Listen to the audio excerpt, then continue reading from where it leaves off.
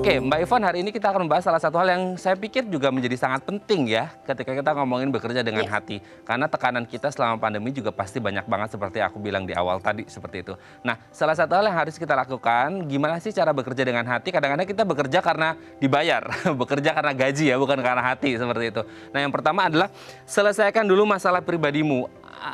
Apa dampaknya ketika kita bekerja masih memendam masalah pribadi nih Mbak Ivon? nah Hmm, ketika kita sedang menghadapi masalah, pikiran dan perasaan kita tentunya nggak nyaman gitu ya. hmm. Jadi bisa jadi nggak fokus, ngeblank gitu. Karena mungkin kita terus-menerus akhirnya memikirkan permasalahan itu gitu. Jadi memang jika memungkinkan, coba kita tenangkan diri dulu sejenak. Kita coba berusaha berproses untuk menemukan penyelesaian masalah yang mungkin bisa kita lakukan dulu saat itu gitu ya, terutama untuk hal-hal yang sifatnya penting dan darurat.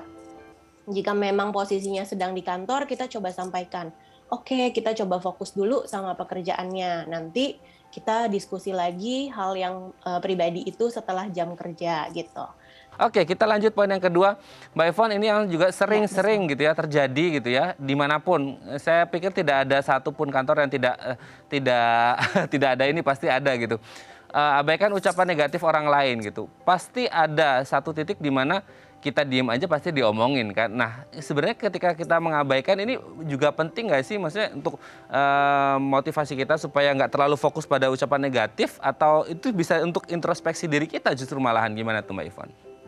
Nah, yang penting kita bangun di sini adalah kita coba bangun healthy boundaries-nya kita nih gitu. Mhm. Jadi berikan batasan sejauh mana orang bisa masuk ke area kita agar kita sendiri pun jadi semacam memiliki filter gitu ya untuk bisa memilah mana yang baik dan memilih mana yang bermanfaat bagi kita dan mana yang tidak gitu.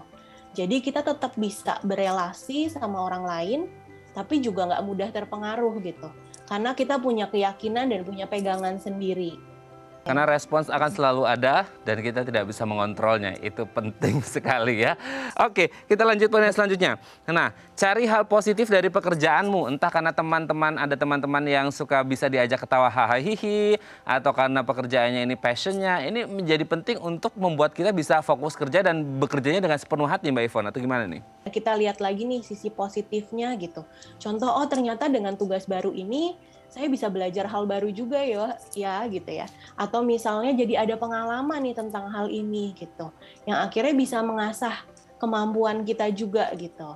Nah, jadi biasanya saya coba mengajak nih ketika ada yang konsul tentang pekerjaan, coba misalnya tulis nih sisi positif atau sisi negatifnya dari pekerjaan yang sedang dijalani saat ini. Ketika masih bisa melihat satu atau dua sisi aja positifnya gitu ya, artinya masih bisa diperjuangkan dan dipertahankan gitu kan. Sambil berjalan lagi, sambil dilihat juga hal-hal apa sih yang masih bisa dilakukan untuk menghadapi kondisi negatif ini. Nah, ini yang juga penting, kita coba bangun relasi dan komunikasi dengan orang-orang yang masih bisa memberikan arahan positif juga gitu. Agar kita juga bisa membangun persepsi positif tentang pekerjaan dan tentang diri kita sendiri juga gitu. Oke, selanjutnya Iya, adalah betul. temukan motivasi terkuat. Nah, mungkin karena ingin membahagiakan orang tua, ingin membangunkan rumah, ingin apa segala macam, kita tetap harus punya goal settingnya ya, untuk memotivasi kita supaya gimana sih caranya supaya sampai ke sana, ya tanpa memikirkan hal-hal yang tadi gitu, supaya juga bekerjanya dengan sepenuh hati seperti itu Mbak Ivon. Dan jangan lupa ini juga penting, berikan apresiasi bagi Hmm, diri kita hmm, dan bagi orang lain agar kita bisa menghargai nih setiap proses yang udah kita lakukan. Jadi hmm, motivasinya akan terus terjaga. Jadi hmm, memang perlu juga aktivitas yang bisa merelekskan tubuh kita dan pikiran kita.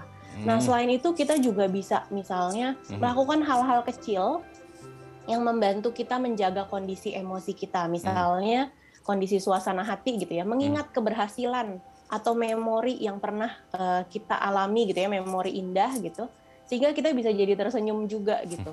Ketika kita tersenyum kan sinyal juga mengirimkan ke otak gitu ya, di mana akhirnya bisa membangun suasana hati yang positif, membangun semangat lagi nih untuk kembali bekerja secara produktif. Terima kasih Mbak Yvonne Hartarto, MPS Psikolog, sudah berbagi bersama kami pagi hari ini, menjadi mood booster kita untuk lebih semangat bekerja dan bekerja dengan hati. Terima kasih sekali lagi Mbak Yvonne, sehat terus, salam untuk keluarga di rumah. Selamat pagi Mbak Yvonne.